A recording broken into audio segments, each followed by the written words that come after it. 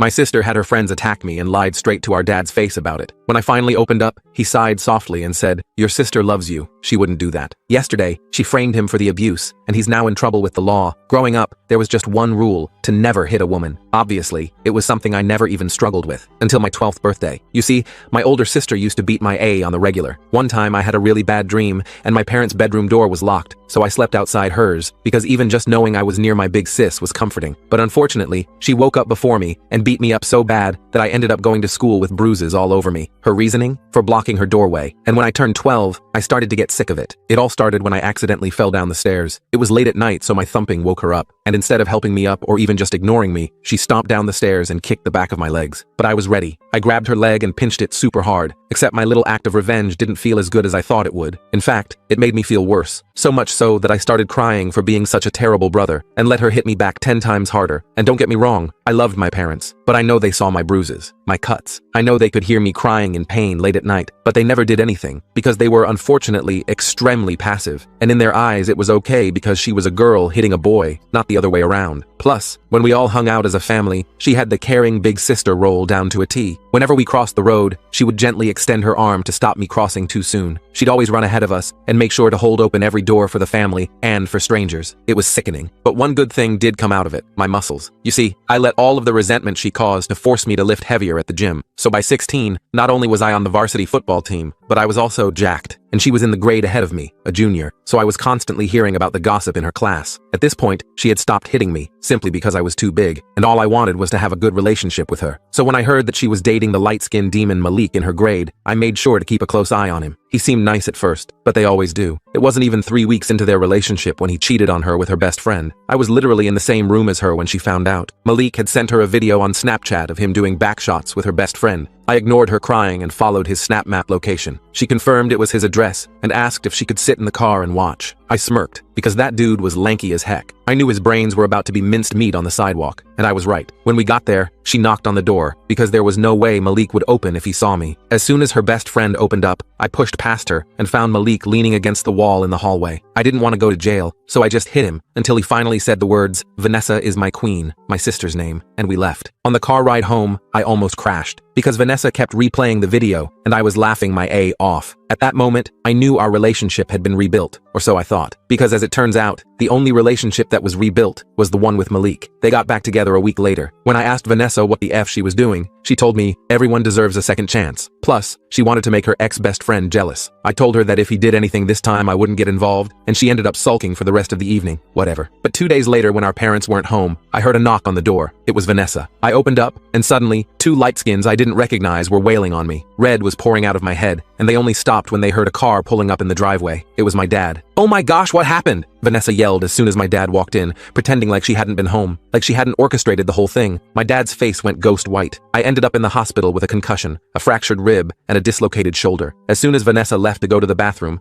I told my dad what had happened as quickly as I could. "Son, your sister would never do that. She loves you." "Dad, please! She's been hitting me since I was a child. These bruises are all from Vanessa." By this point, tears were streaming down my face. I didn't even want Vanessa to be punished. I just wanted him to believe me. Instead, he put his hand on my shoulder and told me to get some rest. A few hours later, I woke up to my uncle sitting beside me. After getting the "how are you feeling" conversation out of the way, he leaned in really close and began to whisper, "Your father believes you. We all do." Confusion flooded my body. Turns out, the whole thing had opened up the conversation about her past treatment of me, and my dad was finally ready to break the no-hitting women rule. Miss Patel, the CPS worker who was in my home, led me to the living room, her expression unreadable as she opened a manila folder. The folder was thick with papers, and I wondered how much she already knew about our family. I glanced back toward the stairs, but Vanessa had disappeared. The living room felt smaller than usual, the familiar family photos on the walls now seeming like they belonged to strangers. "I understand this might be difficult," Ms. Patel began, her voice gentle but firm, "but I need to ask you some questions about your home life." My heart hammered against my fractured rib, each hit sending a sharp pain through my chest. The couch cushion felt too soft beneath me, making me sink uncomfortably as I tried to sit up straight. "What exactly did my sister tell you?" I asked, unable to keep the edge from my voice. My fingers picked nervously at a loose thread on my jeans as I waited for her answer. Ms. Patel's eyebrow raised slightly, her dark eyes studying me. I'd prefer to hear your perspective first, without assumptions about what anyone else has said. She clicked her pen, poised to take notes on her official-looking clipboard. I took a deep breath, wincing at the pain that shot through my side. Where should I start? The air conditioning hummed softly in the background, a steady counterpoint to my racing thoughts. Why don't we begin with these injuries? She gestured to my arm in its sling, the bruises visible beneath my t-shirt sleeve. The purple marks stood out starkly against my skin, a colorful map of my sister's rage. For the next hour, I told her everything. The years of abuse, the hospital visit, the videos my parents had found on Vanessa's phone showing her laughing about setting me up. I showed her the healing bruises, the medical reports. My voice grew hoarse from talking, and occasionally I had to pause to collect myself. Ms. Patel took notes, occasionally asking clarifying questions, but mostly just listening, her pen scratching quietly against her notepad. The sound was oddly comforting, proof that someone was finally paying attention. Your sister claims your mother struck her, Ms. Patel finally said, looking up from her notes. Is that true? Her tone was neutral, but I could sense she was watching my reaction carefully. I nodded slowly, remembering the incident with perfect clarity. The kitchen had been filled with the smell of dinner cooking, steam rising from pots on the stove. After years of Vanessa abusing me, then turning on our mom. Yeah, Mom finally snapped and slapped her. Once, after Vanessa shoved her into a counter. The memory was vivid. The sound of my mother's back hitting the edge of the counter. The look of shock on both their faces afterward. Ms. Patel wrote something down, her expression neutral. And you've been staying with your uncle? Her pen hovered over the paper, waiting for my response. I just moved back yesterday. The words felt strange in my mouth, foreign somehow. My bedroom still didn't feel like mine again. My things arranged too neatly, too differently from how I'd left them. Do you feel safe here now? The question hung in the air between us. Did I? The house was the same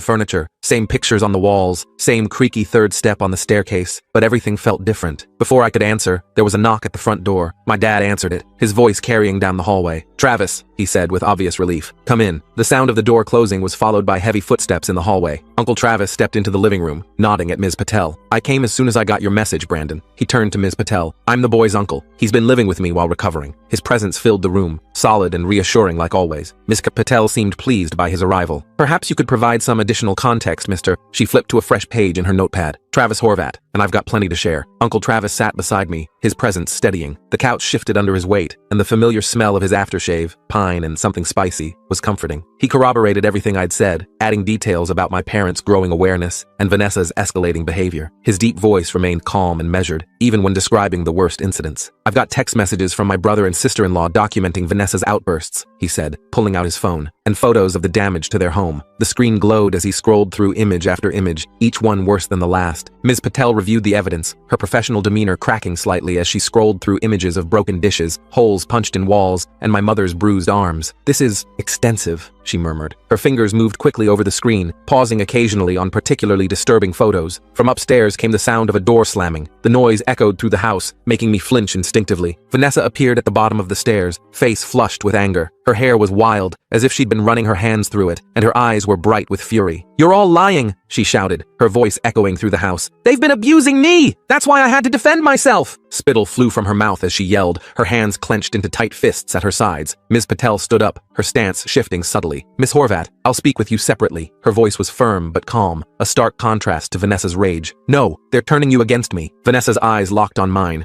filled with such hatred it made me flinch. The intensity of her glare made my stomach clench. He's always been the favorite. They let him get away with everything while punishing me. Her voice cracked on the last word, raw with emotion. Dad stepped forward, his voice low and warning. Vanessa, that's enough. He raised his hand in a placating gesture, but it only seemed to enrage her further. You shut up, she screamed, grabbing a framed photo from the wall and hurling it at him. The frame spun through the air like a deadly frisbee. Dad ducked, and the frame shattered against the wall, glass tinkling across the hardwood floor. The sound of breaking glass seemed to hang in the air, a crystalline punctuation to her outburst. Ms. Patel's eyes widened. She quickly stepped between Vanessa and the rest of us. Miss Horvat, I need you to calm down immediately. Her voice was authoritative now, all traces of gentleness gone. Vanessa froze, suddenly seeming to remember why Ms. Patel was here. Her expression shifted instantly, tears welling up as she hugged herself. Her shoulders hunched forward, making her look smaller and more vulnerable. See how they make me feel? I'm so scared all the time. Her voice had transformed into a trembling whisper. The performance was impressive. For a moment, I almost believed her myself. The tears that spilled down her cheeks looked genuine, and the way her lower lip quivered was convincing. Perhaps we should continue this discussion another time, Ms. Patel said carefully. I'd like to speak with each family member individually. She began gathering her papers, sliding them back into the manila folder with efficient movements. As she gathered her things, Uncle Travis pulled out his phone. Actually, there's something else you should see. He pressed play on a video. The tinny sound of shouting filled the room as the screen showed Vanessa in our kitchen, screaming at our mother, shoving her hard against the counter. Mom raised her hands defensively, backing away until she couldn't go further. When Vanessa lunged again, Mom's hand came up reflexively, connecting with Vanessa's cheek. The slap wasn't hard, but the sound was sharp in the quiet kitchen. Vanessa's face drained of color as she watched. "Where did you get that?" she whispered. Her eyes were wide with shock, all pretense of vulnerability gone. "Security camera," Dad said quietly. "I installed them after your brother went to the hospital, to keep everyone safe." His voice was sad, rather than triumphant, as if this confirmation of his daughter's behavior brought him no joy. Ms. Patel's expression hardened as she watched the video play out. "I think I've seen enough for today." She snapped her folder closed with finality. Before leaving, she pulled me aside. "We'll be investigating thoroughly. In the meantime, do you have somewhere safe you can stay?" Her eyes were kind but serious, and I could tell she was genuinely concerned. I glanced at Uncle Travis, who nodded. "Yeah, I do." The relief in her expression was evident. That night, I packed my bags again. The familiar routine of folding clothes and gathering toiletries was becoming too common. Vanessa locked herself in her room,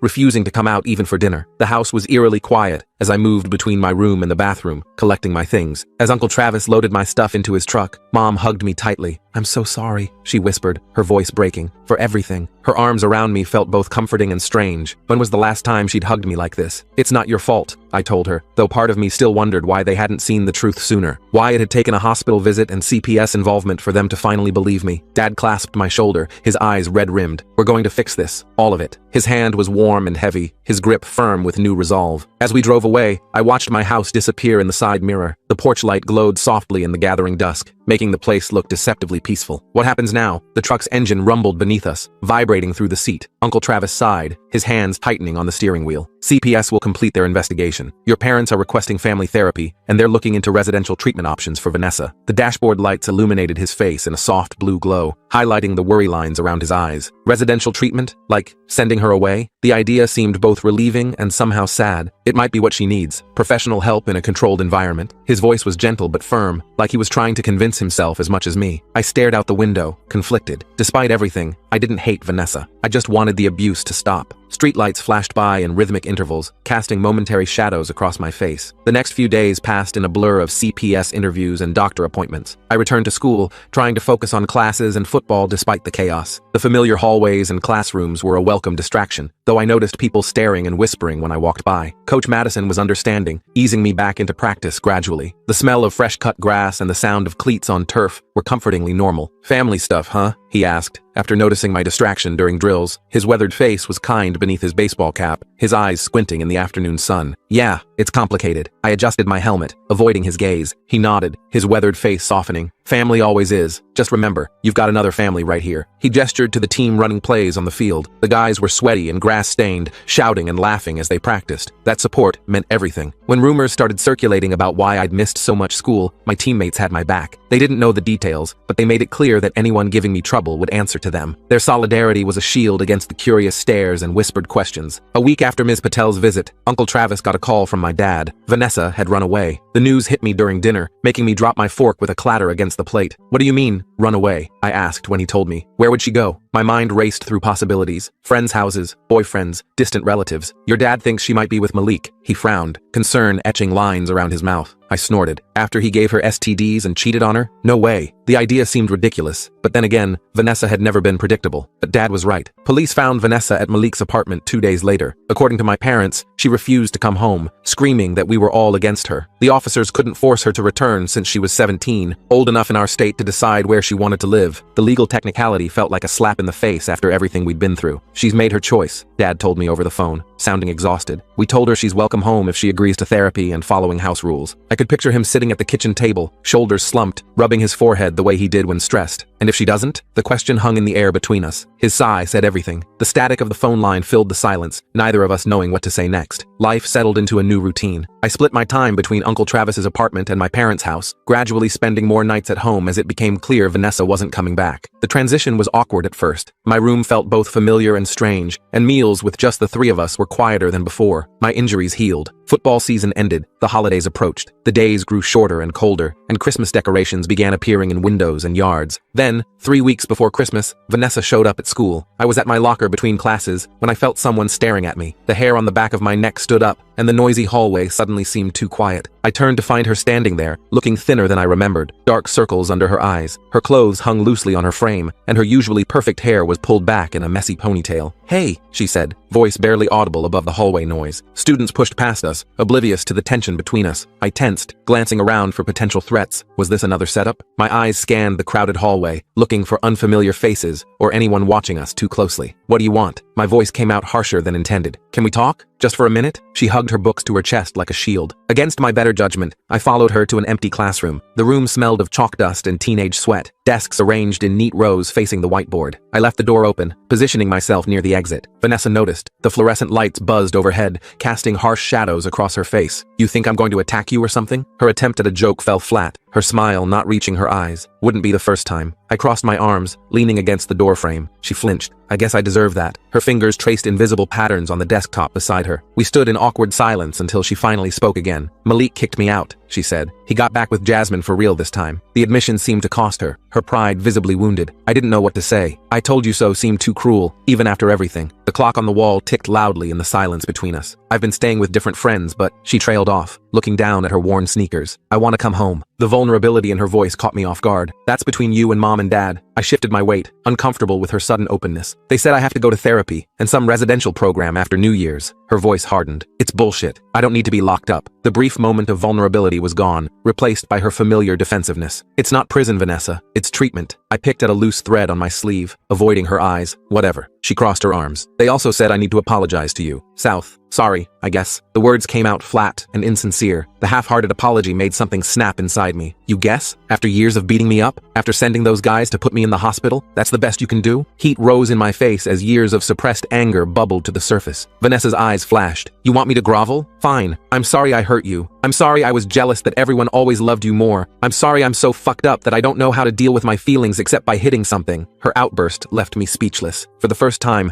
I glimpsed something real beneath her anger. Pain, confusion, insecurity. Her chest heaved with emotion, and for a moment, she looked younger, more vulnerable. "I never wanted them to love me more," I said quietly. The anger drained from me, leaving only a hollow sadness. "Well, they did. They do." She wiped angrily at her eyes. "And now they're sending me away because they don't want to deal with me anymore." A tear escaped despite her efforts, tracing a path down her cheek. "That's not true. They want to help you." I took a step toward her, then stopped, unsure. She laughed bitterly. "Right, help me by getting rid of me." The bell rang, signaling the start of next period. Students began filling the hallway outside, their voices and footsteps creating a wall of sound. "Just think about what I said," Vanessa muttered, pushing past me toward the door. "Tell Mom and Dad I'll do their stupid therapy if it means I can come home for Christmas." Her shoulder brushed mine as she passed, and I caught a whiff of her familiar perfume, vanilla and something floral. That evening, I told my parents about the encounter. They exchanged worried glances across the kitchen table. Steam rose from our dinner plates, fogging the glasses of water beside them. "We've been trying to reach her for days," Mom said, twisting her wedding ring anxiously. "Her phone's been off." The overhead light caught the silver band, making it glint as she turned it. "Do you think she means it?" I asked. "About therapy?" I pushed my peas around my plate, appetite gone. Dad ran a hand through his hair. "I don't know. We've heard promises before." Deep lines creased his forehead, making him look older than his years. "The residential program has a good reputation," Mom added. 3 months minimum. They specialize in anger management and trauma." She spoke quickly, as if trying to convince herself as much as me. I picked at my dinner, pushing pasta around my plate. "She thinks you're sending her away because you don't want her anymore." The words hung heavy in the air between us. Mom's eyes filled with tears. "That's not true. We love her. We just don't know how to help her ourselves." A tear spilled over, tracking down her cheek. She wiped it away quickly with her napkin. The next day, Vanessa texted me, "Can you pick me up after school? Need to get some stuff from home." The message appeared during history class, making my phone vibrate against my leg. I read it under my desk, my heart rate picking up. I showed the message to Uncle Travis, who frowned. "I don't like it. Could be another setup." He was making dinner when I got home, the kitchen filled with the smell of sautéed onions and garlic. "I don't think so," I said, though I wasn't entirely convinced myself. She seemed different yesterday. I leaned against the counter, watching him chop vegetables with practiced efficiency. Different how? The knife paused mid-chop as he looked up at me. "I don't know. Defeated maybe?" I shrugged, unable to articulate the change I'd sensed in her. Uncle Travis considered this. "I'll come with you, just in case." He set down the knife and wiped his hands on a dish dish towel. Decision made. We waited in the school parking lot that afternoon. The car heater blasted warm air against the December chill,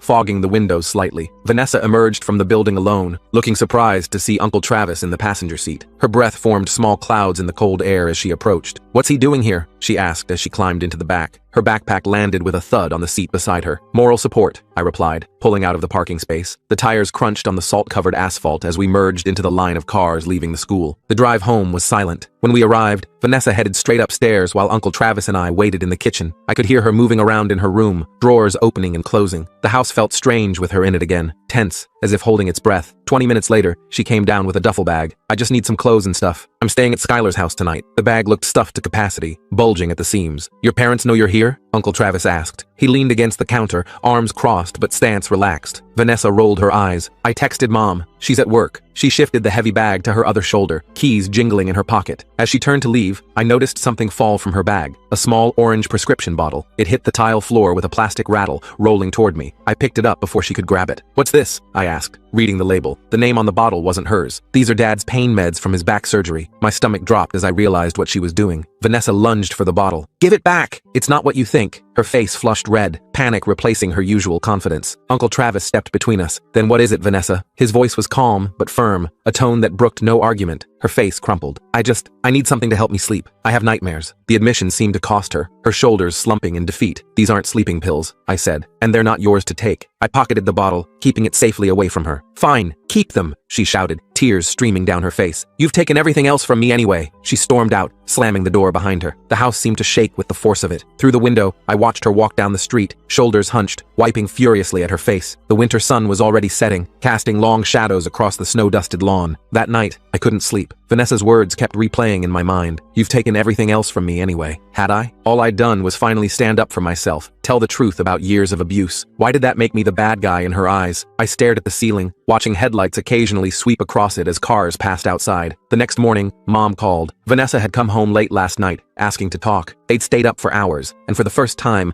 Vanessa had opened up about her feelings, her jealousy, her anger, her fear of being abandoned. The kitchen table had become a confessional, tissues piling up as walls finally came down. She agreed to start therapy right away, Mom said, hope evident in her voice. Not just the residential program, but sessions with Dr. Bailey starting tomorrow. I could hear the cautious optimism in her voice, tempered by years of disappointment. "That's good," I said cautiously. "Do you believe her?" I sat on the edge of Uncle Travis's guest bed, feet cold against the hardwood floor. "I want to." She seemed sincere. There was a pause, filled with unspoken doubt. This time felt different. I wanted to believe it too, but experience had taught me to be wary of Vanessa's sudden changes of heart. The prescription bottle sat on my nightstand, a reminder of how far she'd gone. Over the next week, Vanessa attended 3 therapy sessions with Dr. Bailey. According to my parents, she was participating, even doing the homework assignments Dr. Bailey gave her. She stayed home every night, helped with chores without being asked, and didn't have a single outburst. The house was peaceful, in a way it hadn't been for years. "It's like she's a different person," Dad told me when he came to pick me up for dinner at their house. The first family dinner since everything had happened. His eyes looked clearer, the constant worry lines around them less pronounced. I was nervous as we pulled into the driveway. "You're sure this is a good idea?" The house looked the same as always, but it felt different knowing Vanessa was inside. "Doctor Bailey thinks it's important for healing," Dad said, "but if you're uncomfortable, we can do this another time." He turned off the engine but didn't move to get out, waiting for my decision. I shook my head. "No, it's fine. I want things to get better." And I did, despite the knot of anxiety in my stomach. Inside, Mom was setting the table while Vanessa helped in the kitchen, stirring something on the stove. The familiar domestic scene was surreal after everything that had happened. She looked up when we entered,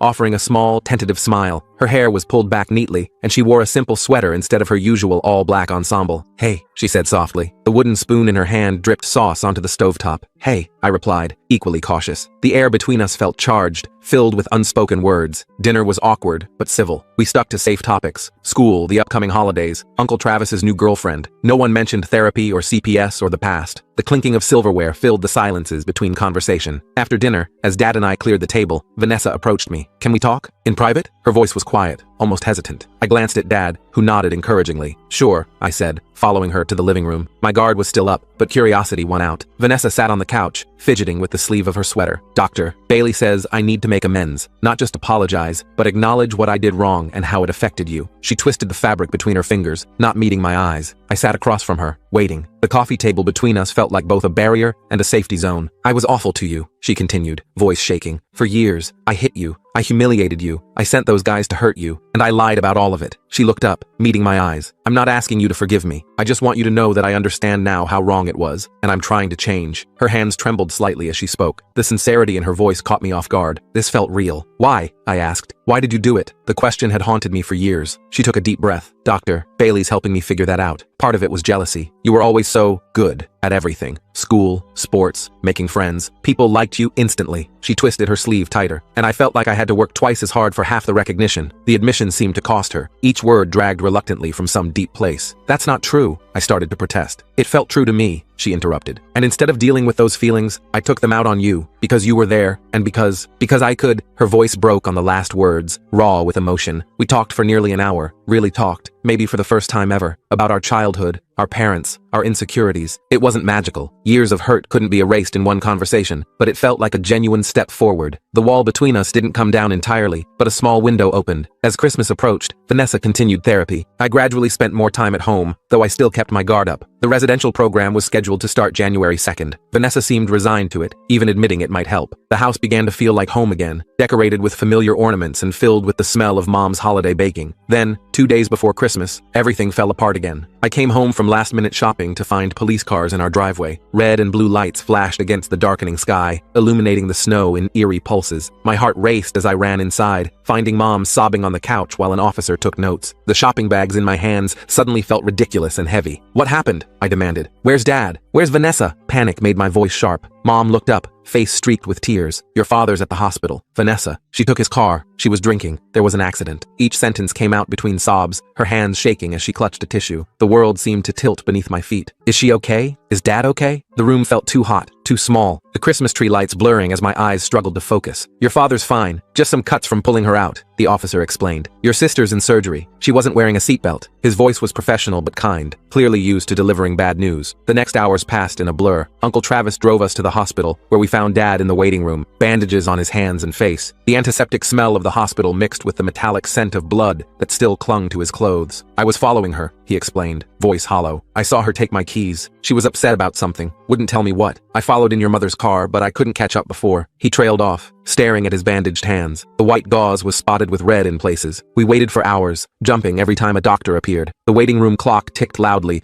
each minute stretching endlessly. Finally, a surgeon approached, still in scrubs. Blood speckled the blue fabric, and his mask hung around his neck. She's stabilized, he told us. Multiple fractures, internal bleeding, concussion, but she's young and strong. With time and physical therapy, she should recover. The relief was overwhelming. Despite everything, the thought of losing Vanessa had been unbearable. They let us see her briefly in recovery. She looked small and broken among the tubes and monitors, nothing like the force of nature that had terrorized me for years. Her face was swollen and bruised, one arm in a cast, her breathing assisted by a machine. I stood at the foot of her bed, watching her breathe, feeling an odd mixture of anger and compassion. As we left the ICU, a police officer approached. Mr. and Mrs. Horvat, we found these in your daughter's possession. He handed Dad a plastic evidence bag containing several med bottles, including the one I'd caught Vanessa trying to take. The orange containers looked garish under the fluorescent hospital lights. She had alcohol and prescription substances in her system, the officer continued. Once she's recovered, she'll likely face charges for DUI, theft of prescription medication, and driving without a license. His tone was matter-of-fact, but his eyes were sympathetic. Mom gasped. Charges? But she needs help, not punishment. Her voice rose, drawing glances from nearby nurses. That will be up to the court to decide, ma'am. As the officer walked away, Dad turned to me. Did you know about the pills? His eyes were tired, the skin around them bruised with exhaustion. I nodded reluctantly. I caught her trying to take yours last week. Uncle Travis said he told you. Guilt gnawed at me, though I knew this wasn't my fault. He did. We thought we'd found them all. Dad closed his eyes briefly. The doctor said she's been abusing prescription meds for months. That explains a lot. The revelation cast Vanessa's behavior in a new light. The mood swings, the aggression, the periods of seeming improvement followed by dramatic backslides. How much had been her, and how much had been the substances? Christmas came and went in the hospital waiting room. The staff had put up a small tree at the nurses' station, its cheerful lights at odds with the somber atmosphere. Vanessa remained sedated for days, her body too traumatized to handle consciousness. When she finally woke on December 27th, she was confused, in pain, and facing a future more complicated than ever. I visited her alone the next day. She was propped up in bed, her right leg in a cast, bandages covering much of her visible skin. The hospital room was quiet, except for the steady beep of monitors and the occasional squeak of of rubber-soled shoes in the hallway. She looked away when I entered. "Hey," I said, setting a small gift bag on her bedside table. "Belated Christmas present." The paper rustled as I set it down. She glanced at it suspiciously. "Why would you get me anything?" Her voice was raspy from the breathing tube they'd removed yesterday. "Because you're my sister." I sat in the visitor's chair. "And because I thought you might need something to keep you busy in here." The vinyl chair squeaked as I settled into it. Curiosity won out. She reached for the bag, wincing at the movement, and pulled out a sketchbook and set of drawing pencils. The fresh paper made a satisfying sound as she flipped through the blank pages. "You used to draw all the time when we were kids," I explained. "Remember those comics you made about the superhero family?" The memory was from before things went bad, when we were still just siblings who occasionally fought, but mostly got along. A ghost of a smile crossed her face. The Incredibles totally ripped me off. For a moment, she looked like the sister I remembered from childhood. We sat in companionable silence for a while. Finally, Vanessa spoke. "I really messed up, didn't I?" Her fingers traced the edge of the sketchbook, following the spiral binding. "Yeah,"